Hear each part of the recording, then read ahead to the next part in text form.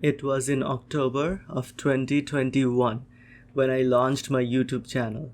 And now, almost 2 whole years later, I am finally doing one of the main things I wanted to do after creating my YouTube channel, which is to promote my novel.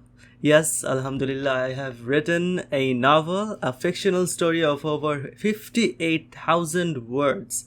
I finished writing it in the beginning of 2021 actually, smack dab in the middle of the pandemic. And it was actually my undergraduate thesis or dissertation. I completed it under Miss Seema Nusrat Amin. And now, Alhamdulillah, my novel has been published. You can support me by buying a copy of the book. Some links are given in the description depending on if you live in Bangladesh or abroad. First, let me give a very brief summary of the novel. The story is about a naive and overthinking English department student at a private university in Bangladesh, and this overthinking and socially awkward protagonist learns to develop his social skills throughout the novel. The main character bounces his philosophical ideas off of his friends, especially a mysterious character called She, which is SHE, yes, all in caps. And gradually he also learns to control his overthinking nature as he develops sociolinguistic competence. Okay, so what is this sociolinguistic competence? As this novel is based on this term. Actually, the term sociolinguistic competence is one of the 4 competences or communication skills. When we communicate, we should ideally have 4 skills. First, we should be grammatically accurate. That is grammatical or linguistic competence. Then, we should be organized in how we communicate, like having a speaking or writing flow. If you are speaking, then you should have a speaking flow. You should be organized. And the same goes for writing. That is also communication. And this is discourse competence. So we got grammatical or linguistic competence. And secondly, which is organization skills, that is discourse competence. And then there is also another competence called strategic competence, which is the ability to know how to tackle socially awkward situations, like for example, communication breakdowns, such as disagreement and misunderstanding. Finally, fourthly, and most importantly to this novel, sociolinguistic competence is the ability to know what to say, what not to say, when to say it, how to say it, whom to say it, basically how to use language depending on the context. So again, this novel is titled Sociolinguistic Incompetence. That means the lack of sociolinguistic competence that Iman, the main character, has, and also some of the other characters. Now let's talk about the structure of the novel. The novel is structured in 3 parts. Parts 1 and 2 have 6 chapters each, and part 3 has 8. So there are in total 20 chapters in the novel. Part 2 is actually chronologically earlier than Part 1. Part 1 shows the main character Iman's 2nd or 3rd year at university, that is kept vague, whereas Part 2 shows his first 2 semesters at university, which means 2/3 of up to his 1st year. And in the first 2 parts, the narrative is quite linear, especially in Part 1, which covers just 2 days of Iman's life as a 2nd or 3rd year university student. Part 2 covers the first 2 semesters, whereas Part 1, 2 days, Part 2, 2 semesters, with jumps here and there in time. As for Part 3, it is quite non-linear. The sense of time is almost irrelevant in Part 3 actually, and this reflects the setting because Part 3 takes place during the COVID-19 pandemic. Coming to point of view, the novel is written in the first person. Iman is the narrator as well as the main character. However, there are some exceptions where Iman addresses himself, Like, it's not only always in the first person, sometimes he addresses himself like in the second person. For example, we can see here that Iman is reprimanding himself for overthinking. This change of point of view actually fits Iman's overthinking character, because sometimes he says to himself, don't do this, do that, etc., etc. For the characters, here I have divided them into two. The major characters are his best friends and the minor characters are on the other side. The term Iman and besties is also actually the last chapter's title. As I explained, the main character Iman is a very spoiled and anxious private university student. He is extremely socially awkward, and so university is a completely big phase in his life where he learns to transition into an adult. Fortunately, he is academically excellent and helps many students with their studies, and he actually unofficially becomes a student teacher. Next, she is undoubtedly Iman's closest friend. She is a mysterious phenomenon.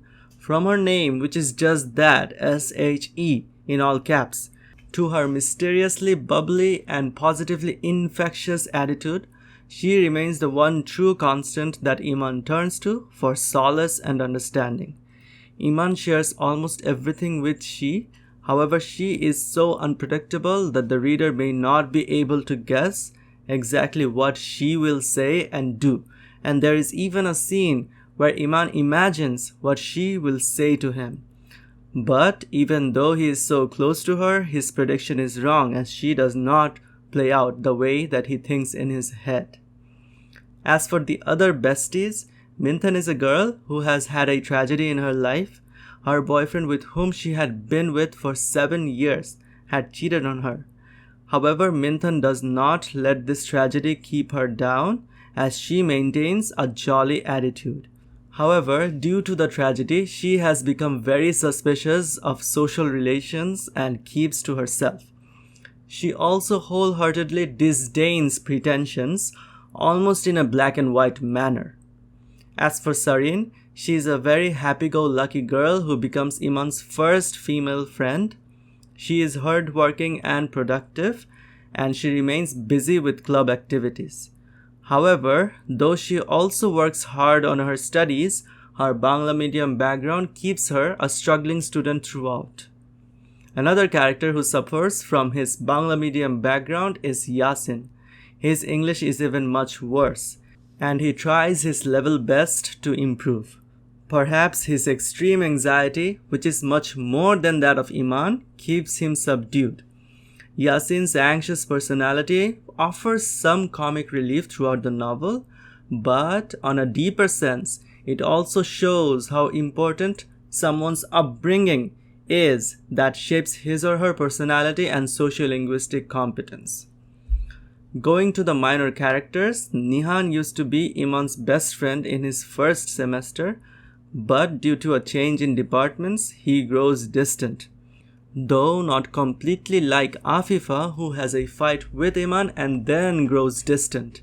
This shows how one has volatile and unstable friendships at university because of various social variables such as similar departments and similar sections even. Indeed, sometimes friendships may end due to fights, but sometimes they just sort of fade away for small reasons. As for Imam's mom and Nana Bhai, there are short scenes where their characters jump out of the page and dominate the atmosphere. In front of them, Iman is a completely different person from his persona at university. By this contrast, I wanted to highlight the different masks that people wear depending on the situation and setting. I also asked the following philosophical question. If someone shows his or her quote-unquote true colors only in front of very close people like best friends and parents, does that actually mean that in front of others he or she is fake? I don't necessarily think so. Regarding the character's sociolinguistic competence, quite a few characters in the novel have high sociolinguistic competence. I especially wrote Nihan as the model of a sociable person. He can converse comfortably with car drivers and rickshawlas and knows how to break the ice with strangers with ease. Iman's mom also is extremely sociable. One entire chapter is dedicated to her called Shopping Competence in Part 2. There I wrote about the art of bargaining in shops. As for those who are not sociolinguistically competent, besides Iman there are also Yasin and Sifat. Both are very insecure and anxious, even more so than Iman. Coming to the language, English is almost always used. However, there are some Bangla words such as Abbu, Ammu, Nanabhai, Kolbalish, Dost. As for the writing style, there is an unmistakable academic flavor. For example, there are a lot of complex and compound sentences which are normally seen in academic papers. However, that doesn't mean that the writing style is very complicated with abstractions and such. Rather, it is almost as if Iman's lecturing tone has transferred over to his narrator role in the novel. It's as if he is explaining matters as they happen and reflect on them, like he is analyzing them. Moreover, Iman's lecturing and formal narration style also parallels his own uneasiness at socialization. It is as if Iman is keeping his distance and not really ready for authentic conversation yet. That's why he is so formal. However, a stark contrast in the writing style happens during some moments of streams of consciousness. In these moments, the formal and traditional writing structure is broken. Instead, there are short non-sentences or grammatically incorrect sentences. You can see some examples here. The second snapshot also has a touch of humor. Quote unquote, Yasin, he actually completed the grammar exercises, lol. Next day he up and messages me the answer in a Word doc. Lol, I thought he sent me Word doc prescription or a report of his dad. But no, it was the grammar workouts. And then at the end, that damn grammar exercise. A lot of self-reflexivity is also brought out by the writing style. Typically what happens is that whenever something occurs, Iman takes a moment to pause and then reflects on what he says. He then analyzes the situation from many different angles, like this could have happened or it could have meant this rather than that. Also, while he is in his process of dissecting, sometimes he also wonders what he just thought about and then dissects that. For example, he thinks about the idiom, the shortest end of the straw. And then, instead of completing his thought, he becomes distracted and thinks about the origin of this idiom. So there is metalinguistic awareness also. By now, it must be clear that Iman does not only think, but that he overthinks. And that precisely is one of the biggest themes of the novel. When Iman is overthinking excessively, sometimes he loses track of his train of thoughts, and words in his head start becoming bundled up together in knots, and also they lose the sense of grammar. I have called such derailed trains of thoughts epiphanies, and there are in total 14 epiphanies in the novel. If you notice, the first stretch of words are middle aligned here, and then when Iman says firstly, it is left aligned, and then secondly becomes right aligned. Similarly, the structure of the epiphanies reflects Iman's trail of thought. Indeed, overthinking, you can say, is the primary antagonist of the novel. She, S-H-E, always tries to calm Iman down and remind him to think without concerning himself. And this term, think but don't concern, it reverberates throughout the novel in Iman's mind, helping him to balance his speculative and anxious nature. It also occurs 14 times in the novel and relaxes his anxious state. So if you remember, 14 times he had epiphanies, and 14 times the term think but don't concern, that also appears. As already discussed, the characters do a lot of philosophizing, especially Iman and she. They discuss both subtle and also very serious matters of philosophy. In fact, philosophical discussions are there in essentially every single chapter. For example, the very first epiphany occurs when she makes a comment that we shouldn't be bound by grammar and so-called proper sentence structure. Also, one of the biggest motifs in the novel is energy. She teaches Iman to find the positive in things and focus on that, because negativity breeds negativity, like an eye for an eye making the whole world blind. A vicious cycle indeed. So, since my major is Applied Linguistics and ELT, and since this novel was also my thesis, I brought in a lot of materials from my major. For example, Iman is an unofficial student teacher at university, and some teachers even acknowledge this. Moreover, why in fact does Iman teach? Is it because he has finally found something that he's good enough at to bond with people? Is that why he loves teaching, for praise and adulation? That's a question I explored in the novel. Additionally, there are many aspects from sociolinguistics which of course goes with my work. The last chapter also brings in psycholinguistics, in particular child language acquisition. For example, you can see here, she is lecturing the others about baby talk, about coinage, and about how babies are so creative that social boundaries do not yet work to stifle them. Some technical definitions are also there, such as quote-unquote, changing good to goog is progressive assimilation, because the G sound goes forward, progresses, and replaces the D sound at the end, end quote. I particularly wanted to bring out how differently we communicate on social media. Therefore, there are numerous scenes where Iman and his friends are chatting on social media, and this is depicted as a messenger or WhatsApp conversation. Sometimes emojis are also used, and Iman's speech is represented on the right-hand side and that of the person he is talking to on the left-hand side. This chat style is more prevalent in part 3 because everyone is stuck at home during the pandemic. Of course, they would message or call each other rather than meeting face-to-face most of the time. Also, there are many patterns used while we text each other. For example, when do we exactly press enter and send another text? Many of us do it after a clause is complete, right? For example, quote-unquote, well, actually I can relate, enter. Yes, totally, enter. And then ha ha ha, wow, enter. You look like you're good at English, enter. Mashallah, enter. Some people, of course, do not text this way. Some also use a lot of emojis and write in abbreviations, whereas some tend to use proper English even in chat. I feel this is very important and interesting to show, and I try to do it in my novel by showing how different people text differently. This novel is essentially a Bildungsroman, or a coming-of-age story of how Iman learns to become more sociable and control his overthinking nature. Indeed, Iman works hard to control his thought frenzy and become positive.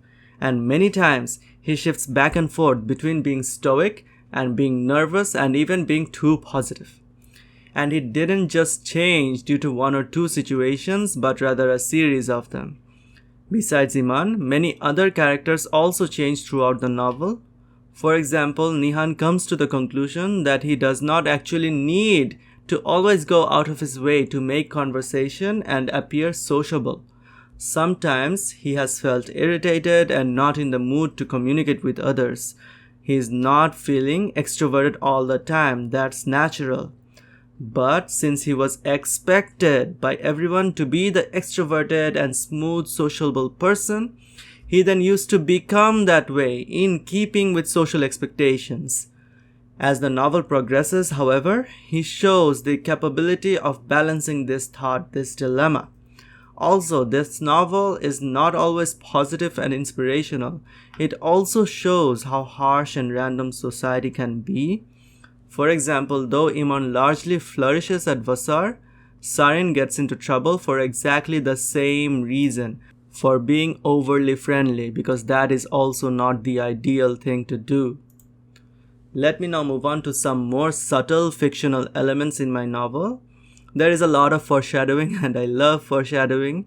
For example, in part 2, chapter 3, Iman is stoked, he's very excited to tell his parents that he is enjoying university immensely because he's teaching a lot of people, to which his mom replies that he should not overexert himself, that he should take care of his studies first before he helps others. Iman is actually somewhat hurt by this, but Iman's mom says, "You'll understand someday, dear," which Iman eventually does afterward. Interestingly, in part 2, chapter 6, there is a chronological foreshadowing of Iman's outburst out of disillusionment with helping his so-called friends too much. However, readers have already read about this outburst in part 1, which is chronologically later. So, this piece of foreshadowing is in fact dramatic irony. As discussed, the shape of the epiphanies is not random. This symbol also breaks the fourth wall by almost speaking to the readers that the thoughts aren't jumbled up here and it's sometimes jumbled up a bit here but not completely. Other symbols also include Iman's eyebrows. I have used a running gag where every chapter in part 1 starts with Iman's eyebrows being raised. This symbolizes his continuously restless state. However, as the novel progresses, the eyebrows gradually relax. Since this novel is often dialogue heavy, I wanted to spice things up by creating variation with the way I presented dialogues. Including the messenger or WhatsApp style of presenting dialogue, I used actually 5 different ways. The first is the traditional form of dialogue where there is a quotation and it says he says this, she said that, etc. etc. I also used italics, as you can see in the bottom snapshot. Quote unquote, Minthan had mixed feelings about this. She felt giving Sarin a more concrete gift would matter more. And then the italicized part is what Minthan says. Then again, the non-italicized part is what Iman thinks. Order pizza for her? This is what the narrator Iman is thinking. In this way, I have mixed direct and indirect speech at times. I have also used direct association when presenting dialogue. Like I wrote someone's name and gave a colon and then his or her speech. Finally, the 5th way of presenting dialogue is through indirect speech. I consciously tried to make the indirect speech intriguing for readers to read. For example, I used parallelism structure to keep readers' attention. Some examples. No, I had told him. I did not make it up. Ah, he had said. And then, and even more wows had been dropped when I mentioned I had quote-unquote only put English and English only. And then at the end, he had never thought of putting quote just one wow, one damn sub unquote on his list. There are a number of footnotes in my novel. I intentionally used an informal tone in most of the footnotes. It is almost like a separate character of the novel even, with its own personality that does not just serve for exposition or explanation, but also as a character. Some footnotes, like the ones at the top right, are very precise and short, very formal. However, most footnotes are like the other 2 snapshots, which address the audience in the second person. For example, Abu is a term of endearment for dad. For mom, it's Ammu. Bangla is nice, eh? The bottom snapshot is more interesting because it almost feels like Iman's philosophical questions have bled into the footnotes too. As rather than giving expositions as normal footnotes do, instead there is existential questioning about the Bangla terms khalu and dadumuni. For example, Iman is closer with his nanu than with his dadu, but he calls his dadu dadumuni but does not add the moni suffix to his nanu. Why is that? Probably because while growing up, he formed this habit without understanding the actual terms. I consciously made an effort to tie things together since it's a novel, not just a series of short stories, of course. And there are foreshadowing and Bildungsroman elements, but besides them, just like the first chapter is Iman teaching his besties, the last is also him hanging out with his besties. But this time he isn't teaching, but rather celebrating Sarin's birthday. This time, there is no tension on the surface or any hint of anxiety, but pure ecstasy. Interestingly, this time it's during a pandemic, and so they are not there face to face. However, this spatial distance has not weakened their bond. Moreover, pizza is involved in both the chapters and Minthan is responsible for both. The biggest difference, however, is seen in the first sentence of each chapter, and let me read them out. Chapter 1 started with raising eyebrows, looking askance, somewhere up and to the right. I could not help but look away from faces while thinking. And in the final chapter, eyebrows unraised, voice calm, earphones in place. I was ready to click the call now button when Sareen would say, should I call? The raised eyebrows reflect Iman's restless state, whereas the unraised eyebrows symbolize his inner calm. The target age group, if I had to specify, is new adult. It's a step higher than young adult because the protagonist is a university student, not a teenager. Fiction in the new adult age category typically shows the transition from teenage to adulthood, of how someone deals with his or her first job or university, etc. However, as I said, Iman is exceptionally socially awkward, therefore this book would especially resonate with people like Iman and Yasin who have social anxiety even as adults. Also, Bangladeshi university students will of course be able to relate to the university drama that's present. I also made a conscious choice to make this book super audience friendly. For example, I have explained the linguistic and ELT terms that do appear. Finally, I hope philosophically speaking, this novel is rich and those with speculative minds who like to dissect and analyze things, they will love it. As a final word, I would like to read a short excerpt from the novel. Quote unquote, absolutely, I regained my voice. That was an amazing observation. Who's to say there won't come a time in the future when we write abbreviations and non-sentences and even emojis?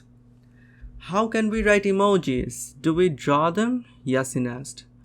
Oh, we just write the symbol for them, like :D is a smiley and less than 3 is heart or love? I smiled, looking forward to such a future with colorful emojis in dissertations.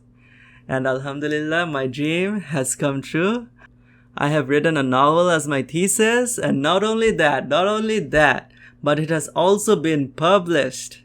Thank you so very much for watching. You can order a copy of the novel from the links in the description. Leave a comment, hope you read it, and hope you stay with me on my journey to become more fluent in English.